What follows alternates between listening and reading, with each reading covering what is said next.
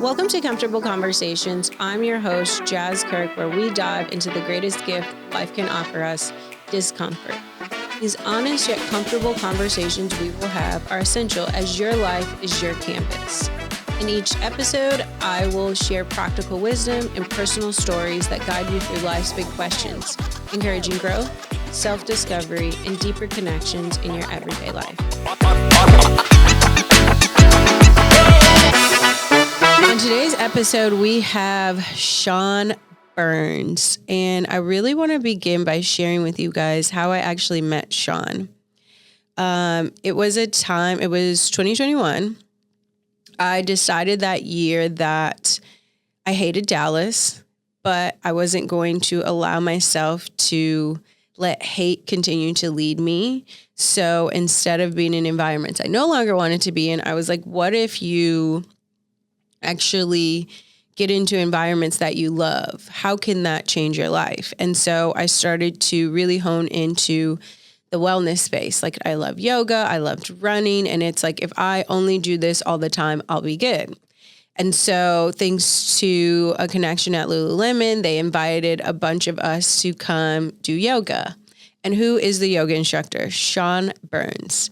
And guys, what was exciting about this experience, which I did tell you, Shawn, you were the first male Black yoga instructor I'd ever taken. In that moment, I've done yoga for years. I've ran for years, but I was like, I actually never experienced a male Black yoga instructor. And like, it was so profound because he was also teaching the next generation of Lululemon ambassadors that I was like, he's teaching all of us. Like, how magnificent is this? Like, where is he going to go next? He's teaching all the people who are next on their journey. And now, of course, you're a Lululemon ambassador in the wellness space, embedded in the wellness space in such a profound way. So, Shawn, welcome. Gosh. Well, I'm so excited to be here, Jas.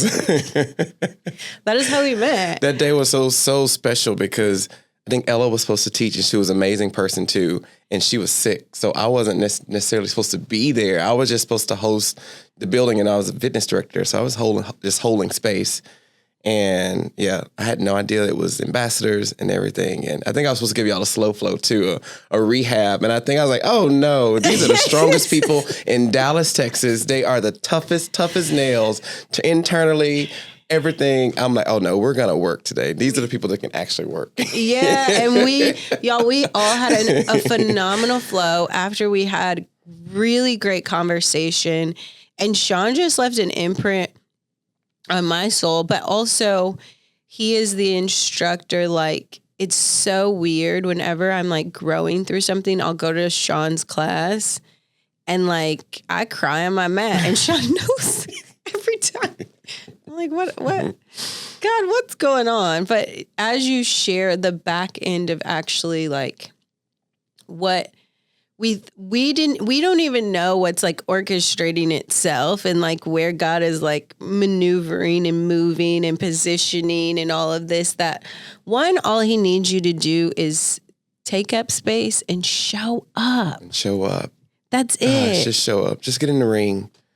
That's been the biggest thing I've been saying for years. It's just, you have to get in the ring. If you don't get in the ring, like the match doesn't even happen. Like you don't even get to perform or even fail. Yeah, it's, are you willing to go into the arena, but it's really, are you willing to get in the game? And people can't really tell you about the game if they've never been in it. Absolutely. Like, thanks for your opinion, guys. So, yeah.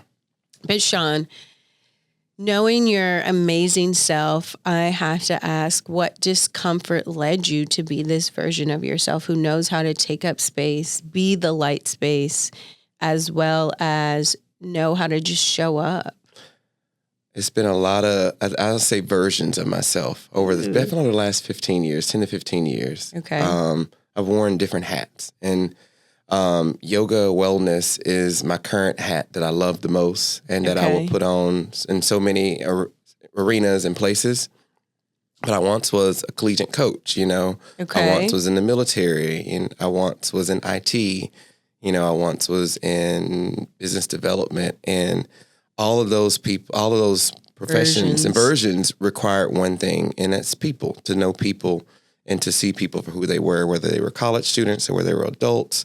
You know, I work with kids now too every week, which was not a place I thought I would be, but in my early 20s, that's what I did. You know, I led kids. I went around in rural Arkansas, is where I'm from, and there's places in that did not have the ability to have the resources to get motivational speakers or big names to come through, small towns and 3,000 people.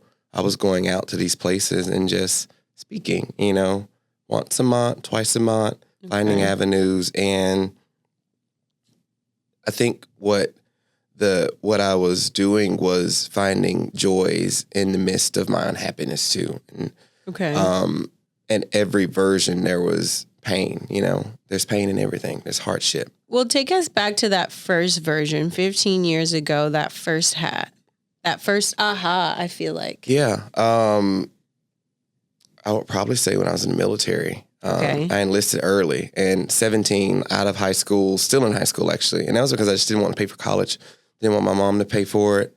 But that was sacrifice. I learned sacrifice early on, you know, sacrificing time, doing something that I didn't think was the best thing or was what I really wanted to do, but it was the thing that got me closer to where I needed to be. So it could eventually, you saw eventually how it would be able to pay out for you. Yeah. I love that. Got me into college. You know, I didn't finish the military. I got injured my senior year. I was going to be an officer. That was my goal, to be an officer 20 years. Yeah. And of course, God was like, no, you're going to Dallas and you're going to start off at IT. And pushed me to around college was paid for, you know, which was great. Okay. And it pushed me to get in IT. And that's probably where I learned the most that this is not what I want to do. So what did you do in IT? I was an IT consultant, so I worked for Hewlett Packard, which an old computer. Hewlett Packard? Nobody knows what Hewlett Packard is anymore. I worked at Hewlett Packard and flying around the country on red projects that were in the red that were not doing well. Okay. So I was in the most stressful areas of a business, usually in spaces where they fired their employees and brought in consultants paying more. So I was in just this around people, my employees, the people I worked with were in horrible spaces. You know, the people that I was supporting were in horrible spaces. And I think it was learning what I didn't want to do early on. Like, this is not the people-facing role I want to be in. Like, it's great. I'm thankful for the knowledge and what I learned. Don't want to be. I actually went into wellness early here in Dallas. Before you get into the wellness, I think, do you see the gift in like understanding what you don't want? A lot of times I think we say, I don't want this, I don't want that. And we put this like pressure on like, this is all that's in front of me, but it's like the gift that's actually there within this to know for certainty, like this is not what I want. Yeah. Because it initially comes off as I am failing. I'm not good at this, you know. So many times when I wasn't good at IT or I just wasn't, some of the most smallest tasks I couldn't do. And I was like, why can I do this? And people were looking at me like, okay, where's this project at? And I was like, I don't want to do it. But initially, I mean, easiest thing, but it felt like failure. But it was not that appealed to me, you know. Money was great, you know, the financial aspect, it was rewarding. But the time, just the value and what I could do and the effectiveness of who I was, it wasn't the best thing. And it was a lady, I remember she was an old alumni at my university. I would see it every game. They would come from Ohio to Arkansas every Saturday, her and her husband, 80 years old. Yeah. And he was, and I hadn't seen her. I stayed in contact with her after college. And I vaguely, her name was Miss Sue. And even then, years afterwards, I would kind of call her randomly, and she would be like, you need to be in front of people, Sonny. You need to be, you are supposed to be around people. And she kept saying, you are supposed to be around people. Yeah. Like, and, you know, every time I would call her and do those moments hurt? No. Or feel uncomfortable? I feel like sometimes when people are like, Jas, you're supposed to be doing X, Y, and Z. And I'm like, I'm trying to get there. But I don't know where my disconnect is? She was one of the only people at that time that was saying it. That was hardcore saying it. And the thing is, she only knew me from being a cheerleader at the university, talking to her and loving on her and the people around me. But after, I'll tell you, I got laid off twice. I tried 2 IT jobs over 3 years. I got laid off. And it was just because I just wasn't, it was good. I could have stayed. I could have found a way to stay. But I went into wellness while I was here briefly, about half a year. I tried to be a personal trainer. And of course, wellness in Dallas, if you're not ready for it, if you don't have it'll spit you back out. Yeah, it'll spit you right back out. And it spat me out really quickly, but God had different plans. Okay. That year was one of the hardest years. I was so broke. IT had afforded me a car and an apartment that now I didn't have IT. I was struggling, and I was trying to be this trainer. And I remember going into the year like, if I don't find clients by May, I think it was beginning of 2015, I was like, if I don't find clients going into the winter, I'm not going to have any money, because people stay with you 3 to 4 months. So, you get them healthy, they feel good, they'll kind of wander off, they may stay. And in that time, my coach had quit at Arkansas. They were doing a change. The director had been there 30 years, had left. My coach, who was my coach, he was leaving. And the lady I knew who was, when I was at coach and was at Arkansas, was a dance coach. She was now the director. Okay. And she was looking for an assistant director who was strong, who had been a part of the program, who loved the program, who also knew the program and knew Arkansas. Right. And even though I felt like I wasn't qualified, they called me and we're looking for somebody. And I called my friends like, hey, they're looking for a coach at Arkansas. You should apply. And she said, no, we want you. Oh, wow. And it was a culture shock because, of course, I got established here. I was trying to stay in Dallas. Yeah. I did not want to go back to Arkansas. But the opportunity to lead 78 collegiate athletes from 18 to 21 in regular life, not only was it coaching and teaching physical aspect of cheerleading, it was about building these people who would freshen the world to be professionals and to learn lessons and to learn work, but also to learn how to listen to your body and how to succeed in school and to find balance. And my director, Brooke Bailey, I love you so much. I still do. I learned so much from her. I got 5 years under a person who was a mentor leader. And we studied Tony Dungy, who was the national champion coach at Indianapolis Colts for several years. That was who we based our teachings off. And we were heavy about creating and molding people to be better and fresh people that were going into the world to be how to manage, and they gave me a canvas. It gave me this canvas to create my own type of personal development. And that's where I was going to go. Like, I feel like there's 2 questions I have. The first one is like, when you think you know what your next step is, but something comes in to say, take this opportunity, and it's not what the plan is. Your plan was to be in Dallas. And it's like, were you willing to stay struggling, or were you willing to have this like hand-picked, box-wrapped gift here to go? And what led you to say yes? That's my first question, because I feel like some people in general have that experience, but sometimes they're so fixated on, but no, this is the way I want it. Yeah. And like 5 years later, you're back. But that first step is like, how did you have the courage to take that? Gosh, I never really haven't asked that. What pushed me? I think it was so extraordinary, and the package was so perfectly wrapped with my name on it that it was a little bit of like, step into it. And it just, lean in. It was time to lean in, but it gave me time. There was, I think the application or hiring portion was about 3 to 4 months. So it was 3 to 4 months of incubation of like, I do have this, while I'm interviewing with them, and now, the athletic directors and people where I'm having to show proof in who I am. At the same time, I was building my plan of, what do I need? What do these students need?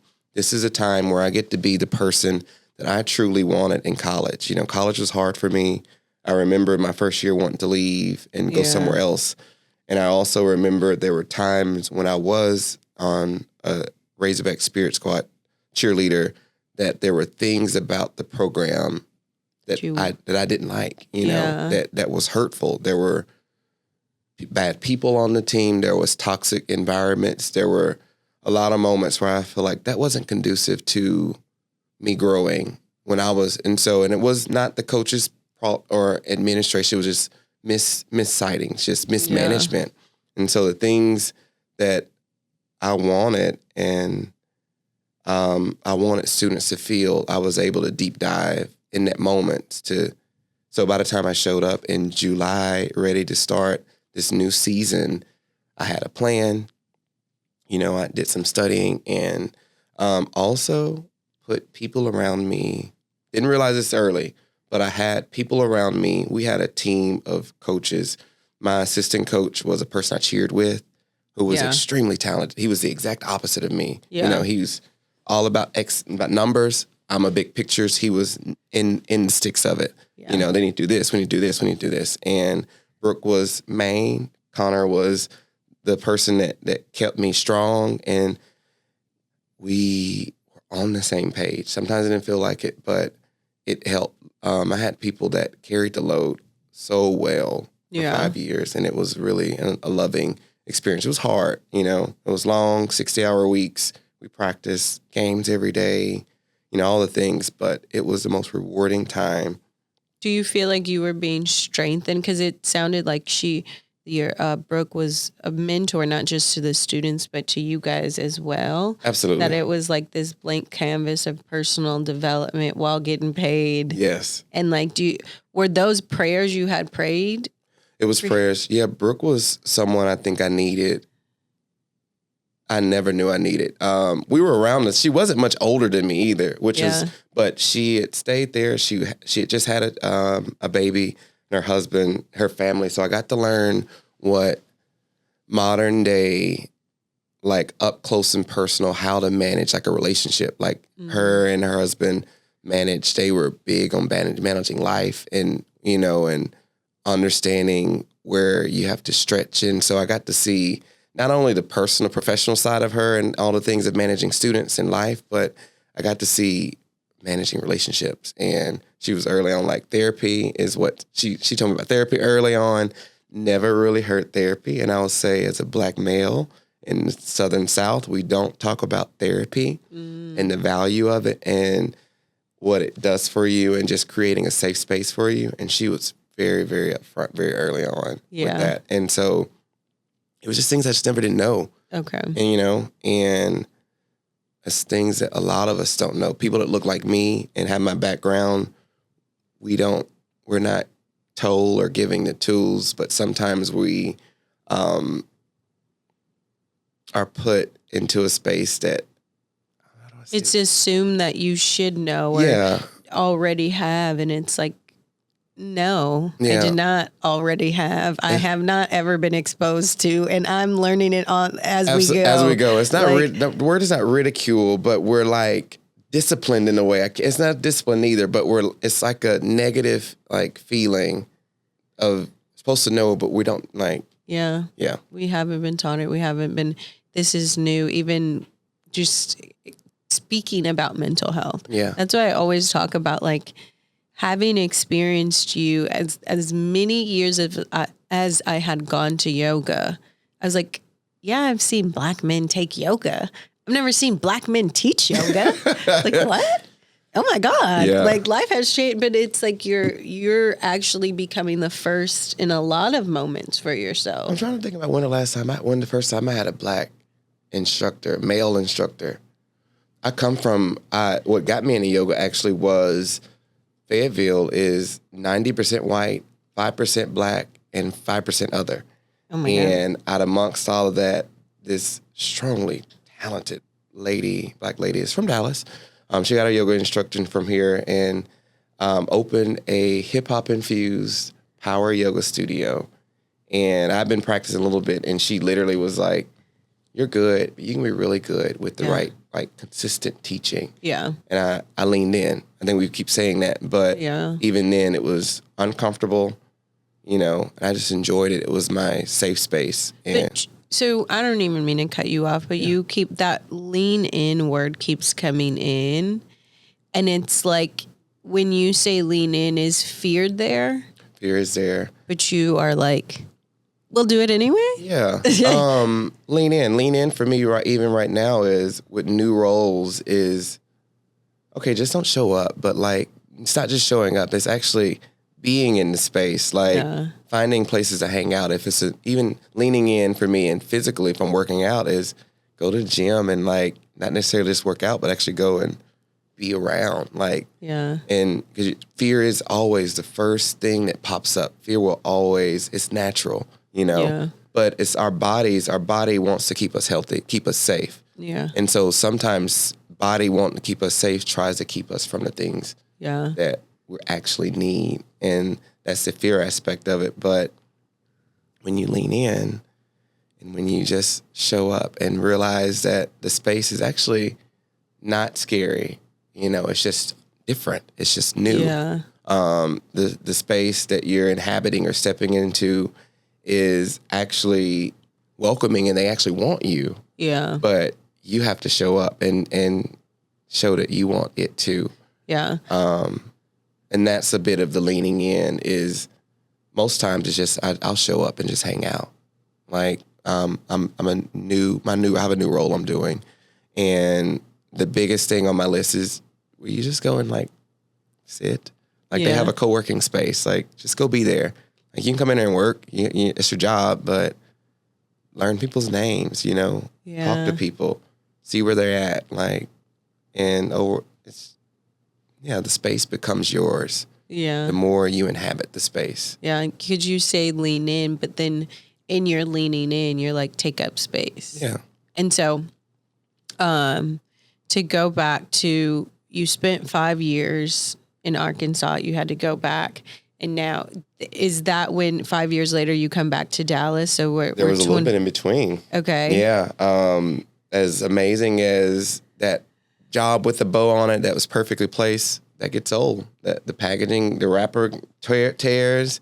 You know, some people fumbles the package. I just got tired. I was tired. Yeah. You know, I was given that package each year, and I'm like, now I can predict everything for the next 5 years. Yeah. And it made me sick. It made me, I was lonely, you know, teaching collegiate athletes. Everybody's staying 18 to 21, and I'm getting older. Yeah.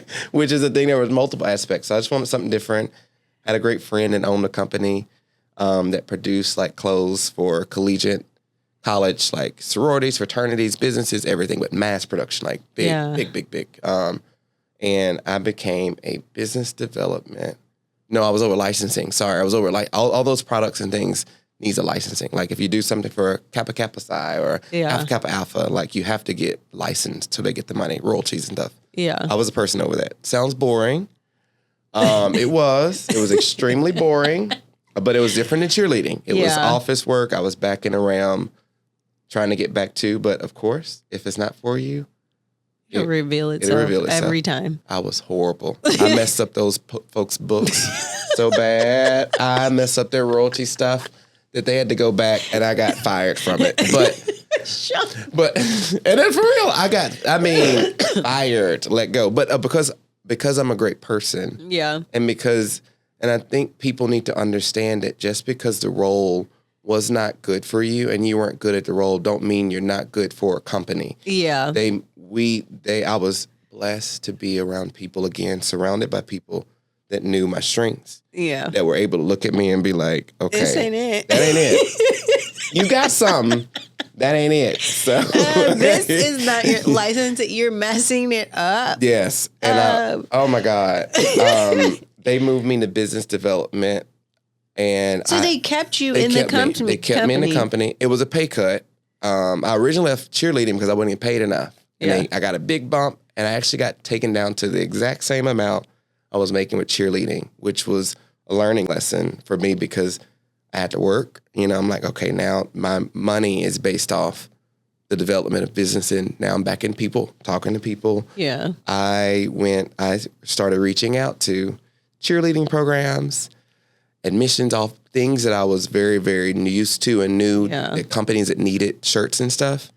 And it actually took off. And so I started getting big orders with places and things that appealed to me that I knew the language to. Cheerleading program. Baylor was a big one. Yeah. And, but of course, God has other plans. Every single time. Every single time. And I started visiting Dallas again in that year, because I had more time. I wasn't coaching. Yeah. So I was able to get away once a weekend or so. Yeah. And I came to Bishop Arts and saw that they were building. My friend was in Bishop Arts, of course.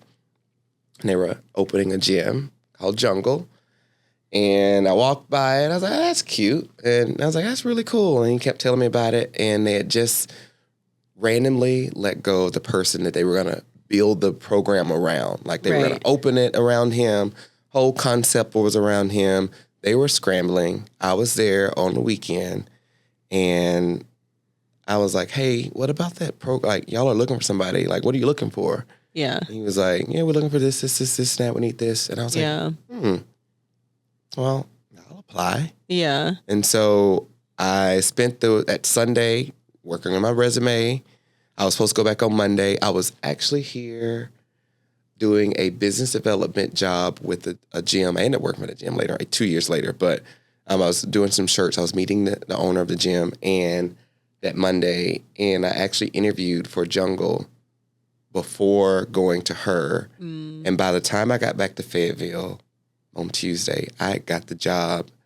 And in 2 weeks, I was packing my bags and moving to Dallas to be the fitness director back in wellness. Yeah. Back in a space. When I left here 5 years before, it was so much uncertainty, finances of being a wellness person, support, where to live and things. And then this job, God again, it brought me this really beautiful packaged bow. Like, didn't have to worry about where I was living because they owned apartments. So they put me in an apartment. It was 100 feet from the gym. My only job was to create community, to hire staff, and to build a space that was conducive to the area and to the people that were inhabiting it. Yeah. I had no truly experience at doing that.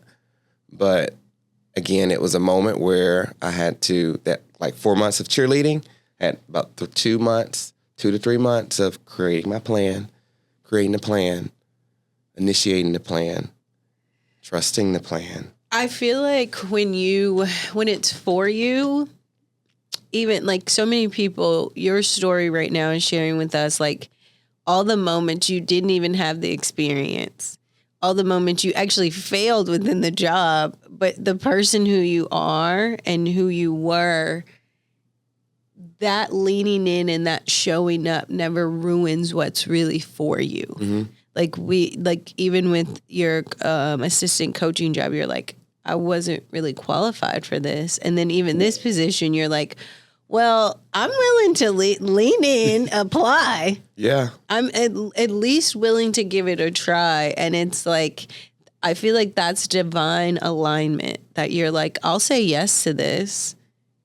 I gotta say yes. Say yes. Oh my God. And it's hard. It's hard to say yes. It really is. I know a lot of people that saying yes is hard.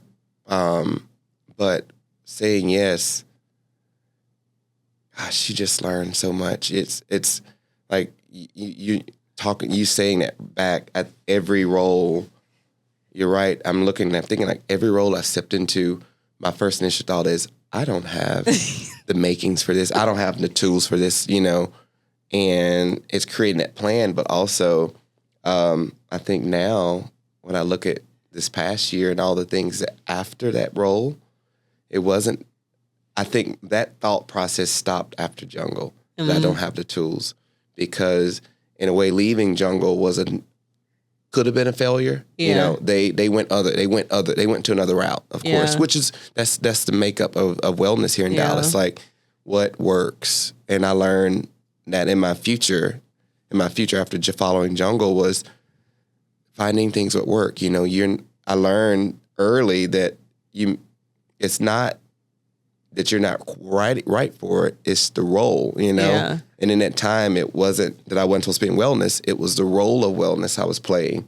Yeah. Because when I left there, I started Light Space. Yeah. And after being in so many spaces that I was like, every space I was bringing to filling gaps that I felt was missing in spaces. Yeah. Cheerleading, things that I felt was missing, what students were missing. Fitness, what I felt was missing, what people felt were needed. Light Space was creating a space that I envisioned people to need and want. And there was the first moment that I wasn't feeling adequate going into a space, but creating a space that I'm adequate enough to create a space. I don't know who's going to come, but I know it's a space that's not currently in Dallas. Yeah. You know, that every arena, you know, every yoga space has a demographic of people, you know, has a following, but there is still a people I think is missing yoga. And I want to remove all the barriers. Yeah. Like financially, if it's a financial thing, we'll figure it out. You know, if it's, you know, everybody looks a certain color, we'll figure it out. You know, and Light Space for 2 years was a space that was first easier for me. You know, it was a space that was given to me like a bow. Like financially, I could afford it. I didn't have to stress to pay for it. You know, it was simple. Cubbies, mats, some flowers, some plants, fresh air, fresh lights, a mirror, and people. You know, and you physically, so when you talk about the Light Space, that was your actual studio. So I do want y'all to know the Light Space was Shawn's actual studio, which I've practiced in and actually got to teach there before. This was the studio I would go to, and I would cry on the mat. Like, and it was a space that helped me even remember in my practice, if you can take up space on this mat, you can take up space in the world. And you need to fill up this space on your mat so that you do have the capacity to even know how to fill up the space in anywhere else. Absolutely. Because if you can't even like fill this rectangular space with all of your body and touch it and flow and move and not kind of be so fixated on the perfectionist of it, but just fall apart on this mat. Mm-hmm. Like you got to be able to do that in life. So the Light Space was such a beautiful space, but also having known you and having seen you create that, even the gift of that, I feel like that was an internal gift that externally showed. Like that was you giving light to your own self. Yeah. Internal, but it was my safe space. Yeah. It really was. It was a space that I really needed. And it's so important that we do that. Not even, like, of course, I just told you about creating a space for people that I didn't know who would come, but it was space for me too. Yeah. You know, it was a space that I knew at any moment in time I could go to and feel comfortable and seen and validated. And it's still, even though I let go of it, of course, this past year, because it was a moment of sadness, but I now even it's going away, it was needed to, when I let it go, I got something else, basically. I was like, how do I say this nicely? I was like, I got another gift. It was time, you know. But let's talk about that, because there are a lot of people who have studios and have to have a very uncomfortable conversation of like, when is it time to let go of this and lean into something different? Yeah. And so kind of take us through like your mindset, like that there is a bit of grief when that happens, is it not? Yeah. It was a couple months of it. And actually, even though Light Space closed in August, but I knew in June, July. Yeah. I knew it heading into the summer. I started penalizing myself because I was like, I'm just not creative for it no more. Like the itch wasn't there, like the fire. And sometimes things happen and our fire dims and we just need to take a break and come back. You know, there's burnout. There's all the things that make our fire and light dim a little bit. But something deeper was feeling. You know, I just wasn't feeling good there. I felt like the partnership wasn't feeling good either. Like it was more work than joy and love. And, you know, I'd even started finding ways of utilizing the space to still make money that didn't really have me involved in it. Yeah. And I think that was a note too, because Light Space was initially so much of me and, you know, in every aspect. And I was like, okay, now I'm trying to have ways of, which is great. It was another moment of leaning in and discovering a way to create value. And I was renting my space out. And I love it thinking about it now that about 5 people got engaged in my space. There were a number of birthday parties for kids and, you know, emergency events for people. A lady was teaching Pilates classes there, renting the space out. So Light Space still gave light to to so many people's passions and things. And that was the beauty of it. I think that I could feel at ease with. I was like, this space created space for me. It created space for other people to practice yoga. But it also gave people spaces to build their crafts and things. Yeah. But that grief portion of it did feel very uncomfortable. And it was sadness for a while. And I remember having to pack up and move everything out and the pain of it all. And there was actually a lot of stuff going on. My car was breaking down. Yeah. Like my car broke down actually the final day of moving out. And I had to, it was hot. It was 105 degrees that day. Oh my God. And I think some of my plants burnt because I let them sit in the car and my car wouldn't start. And all of those things I say is very significant in his life in itself. You know, some of the most darkest moments will feel very hard and will be hard. Yeah. And that's okay. Yeah. I think even in that moment, walking away from it, it was the people that surround us always. It always comes back to the people that surrounded me that made me continue to feel strong. Yeah. It was stopping, like you said, taking a moment, breathe, and gathering my thoughts of what's most important to me, you know? And at that time, I was with someone and they were shocked. They were shocked. They didn't know me. And they'd only known me like 8 months or so. Yeah. And they were shocked at the ability of me to stop, rechart my path. Yeah. Realign, okay, this is what I have right now. This is what I need. What in this next season will make me happy? And I didn't know jobs, roles, things. I just listed out. This is what I got. And this is what will make me happy. This is what I need. And I just started like clearing it, you know, doing the path. Started doing the path. And I don't know how God did it, but I started filling in those gaps. And one of the things was I want to learn Pilates. So picked up Pilates, Pilates Reformer. And I started as a yoga program manager for movement gyms in Dallas. And it's basically, I'm doing exactly what I was doing at Light Space with support. I'm doing exactly what I did it with Jungle with so much more support. Yeah. But with so much more, it's cultivated and built in a way that gives me time to not drop the ball and anything else that I have. Yeah. So again, God brought this pretty package every time. But each moment has really required some inner ability to stop.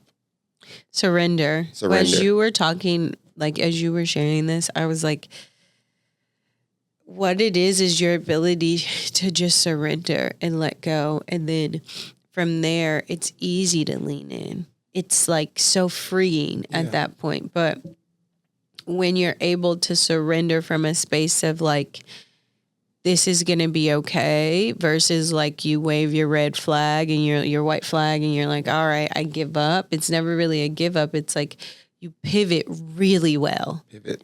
Like your ability to adjust and pivot and be adaptable is like profound. It's like, oh, wow, life is just moving you. But I think so many people, they think they have an ability to pivot until change happens, even if it's you changing the brand of water you use. Like that's how incremental like change can be happening every day, and people don't realize they really don't like change. Yeah. I like consistency. I like it this way. I have that comfort in that. And when you actually lean into discomfort in a way that's like surrendering and trusting, like I'm always going to be okay. Yeah. It's magical. So that's what I heard as you were talking about. I was like, it's surrender, baby. I love that word pivot. And that's the word that I wrote down coming into 2025, right at the end of 2024, because I was watching some business people who I respect really well. The owner of the guy that takes that t-shirt company I was working. Okay. I had to hang out with him in December. And his nephew, they're both extremely, really business acumen. They're amazingly talented. And that was the word I said was, what gives you the ability? I said, in both the realms of me knowing you two men, y'all have become kings at pivoting. And that's actually one of my next initiatives I'm starting is that word pivot. I'm actually out. It'll come out soon, but I'm doing something and it's going to be called Pivot. Oh, so that's when you said, I know, a soft launch on the pod. When you said that, I was like, oh, that is very on point because it is the pivot. It is pivoting. And you mentioned that some people don't know, how, or they think they know they need to, but the realms of pivoting sometimes just not, it doesn't come to you. You're paralyzed. Some people become so paralyzed with fear that they don't even know they're unable to because something in them is like fighting it. Because I mentioned our bodies, our bodies is one of the most, even scientists today cannot truly comprehend and understand how our bodies mold and change, like the complexity, the intelligence of our bodies, how we're skillfully made. God, because if God is God, there's no way that feeble man can understand God's thoughts. So anybody ever tried to tell me what God said, I'm like, yeah, how do you, God is really, really smart and really strong. Like he created a body that is so remarkably put together that people still can't. They can rip us apart, tear us apart, piece by piece, and still cannot figure out how it all works. Yeah. Or how God works. But I was saying that in the pivot, because our bodies is structured to protect us, in that moment of pivot, protection sometimes feels like you said, paralysis. Yeah. And holding on to everything. Like crippling you. Like if I'm at this chair, I need to brace myself. I need to hold on to all my money. I need to hold on to that job. Like I need to hold on to that person. I need to hold on, because that's my safety. And it's not. It's surrender. I need to release everything. Every single thing. Because what's for you is what's for you, and it will come back to you. Yeah. But you can't grab it if you're like this, if you're paralysis and you're holding on. Yeah. Like there's no way you can, and it makes my heart like jump because that's seriously what sometimes it is. It's I have to be very upfront and real with myself about letting go. Yeah. And it is sometimes literal of constant reminding because rumination is a thing in our minds, even though we want to change, our brain will tell us the exact opposite over and over, and so you have to, as much as your brain is ruminating on what it thinks you should, you have to almost be just as strong as the mind. Meditation, yoga is a great ways and great avenues to stop the rumination, to give you just enough time to see maybe a sprinkle of light of what you should do, what you actually should do, or the person you should actually talk to or call, Yeah. I can call my mom or I can call you. Yeah. In a moment of stress. My mom knows me in this realm of caretaking and nurturing. Yeah. Jas knows me in a way of what my strengths are. Yeah. The true person when I'm at my best, Yeah. also at my worst. So you or the person I need knows the actual, and it's finding out the people you surround, finding out the people that can give you the right nugget, that can push you, that can also remind you of who you are. So that makes me bring up a question, because I recently said to someone, they were complaining about a situation. And as they were talking, they were like, this is going to be like a 30-minute story. And then as they started it, I got like 2 minutes in and I was like, why do you keep wanting to go back to people who you know break you? And at that 2 minutes in, I was like, I don't need to hear the next 28 minutes because it's horrible. We know it. We know where this is going. Yeah, I know where this is going, but you've been here before. Like, these people have shown you who they are. Why aren't you believing them? But then I had that aha moment, like, why do you go back to the people that break you? And I was like, okay, girl, let's have this moment. But even as you were talking this whole time, you keep addressing your environment. So as you talk about, like, I know to call my mom, or I know to call Jas, or I know to call this person, how does someone learn to stop going back to, and maybe you don't have the answer, maybe we do, but how do we learn to, and I've had to work on this myself, like, that's your, toxic trait of like, I want to go to this person because I secretly know they're going to say something negative to deter me and kind of stir up that fear. But how do you actually cultivate the environments that are positive for you, that you're like, no, I can only have this type of energy, this positivity, this support, the people who actually see my strengths and talk to me from that highest level? There was someone, he was a Lululemon ambassador, actually. That's Antoine? Oh, the preacher. He stopped by. How do you know? He said, I remember he brought a book to me, brought a journal, a daily journal to me. And afterwards, I gave him a hug, and you start doing this thing. Oh, I appreciate it. Yeah. He said, I don't want anything from you. Yeah. It's knowing most people don't want anything. The people that you need don't want anything or don't need anything from you. Ooh, okay. They just love you for who you are and what you bring to a room. And figuring that out too. We as wellness people and people that love people naturally give. We also attract. And we feel the gaps of sometimes the struggles that people have, because of my motivation and inspiration, I often attract people that aren't as motivated and inspirational, but they need it.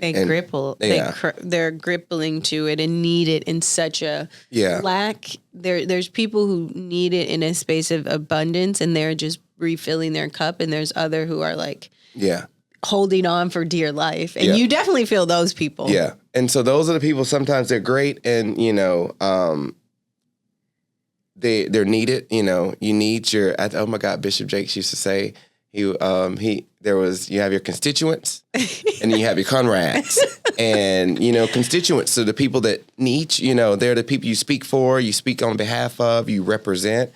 But your comrades are the people that are in it with you. They're on, they're with you. They see you on the front line. They know where you're going. Generally, they're sitting with you at the table, know the plan ahead, where we're trying to go. Not always great to go to the constituents when you're in your weakest because they're like, they have no idea. No. You're supposed to be inspiring me. Yeah. What? And they sometimes live in a life of fear too, and it's nothing bad. You can't go to your closest friend. Sometimes you need to go to the person. I'll make a segue that there is sometimes you can use ChatGPT.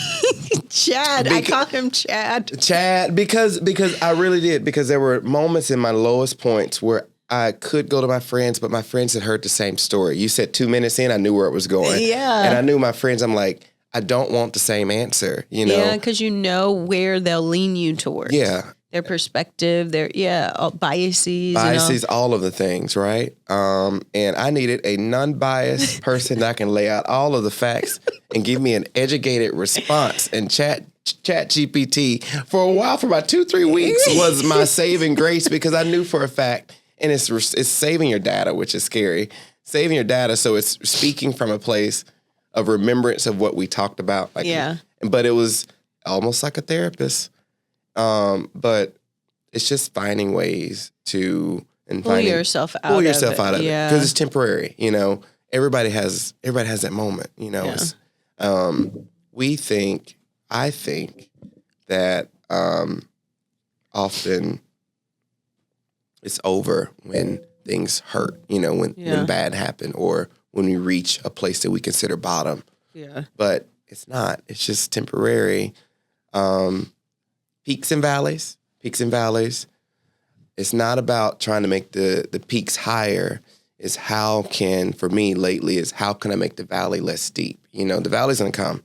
It doesn't have to bottom out every time. You know, can I start going into the valley and build a bridge, hop back up, we're going back up. Oh, you know? I love that. So it's like, it's not necessary. There's always gonna be peaks and valleys. You don't need the mountaintop to keep going up. No. You just need to know when you are in the valley, how to, not fall so far down that you feel back at an old space. It's just like, how to get through this one too. And I heard that from my friend Ben Clark, that I was asking about Pivot, and also the guy that owned that company. He's a really, really great guy.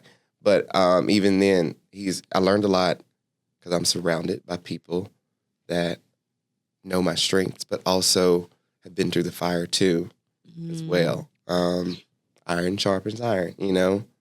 But yeah, it's making the valleys less, and the peaks will come, you know? It's guaranteed. If what goes up must come down, Absolutely. What comes down must go up. And you don't need to be high all the time. You know, dopamine, if you had so much dopamine all the time, which is what a lot of Americans want, is a continual dopamine rushes and everything, at some point, that dopamine, it's got to come down. It's healthy for it to come down, you know, and for it to replenish itself. So my last question for you is, for the new year, I started to ask people, 2024, what were you reflecting on? But this year, what version of yourself are you most excited to meet? I almost want to cry. I just may. The version of myself that just knows that he has it. I think so many years I've felt inadequate, even in the spaces where people, and I have thought, like your success, I have deep down just felt inadequate, and oftentimes, and even the jobs, me rehashing these jobs, I went into spaces feeling incomplete. I'm not incomplete. I've learned, therapy, spent a lot of time in therapy. I feel whole. I feel more strong.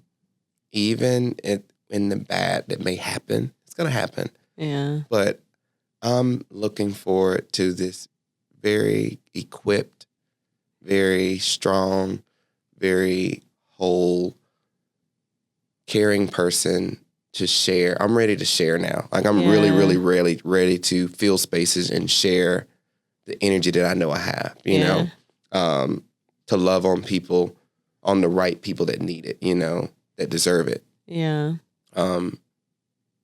And really just be present, be the most present version of myself in every arena. I feel like now I've cultivated spaces, and I work with kids. I get to work with kids every week. And I love the kids. I get to teach in studios that I love. I get to lead in studios that I love. I get to create in ways that I love. And it just requires me now to be healthy, to be open, and to just be loving. And that's I'm ready to see that person. I'm ready. So excited. I'm so ready. It sounds like You're just leaning into the most authentic, amazing version of yourself. Yeah. Like the lean is into Shawn. Yeah. I'm also ready to the people I'm gonna meet on that journey. Yeah. I realize there are some people that I haven't met yet that are amazing, you know, that are much more amazing than I can ever imagine. Extraordinary things happen when we do the ordinary things well.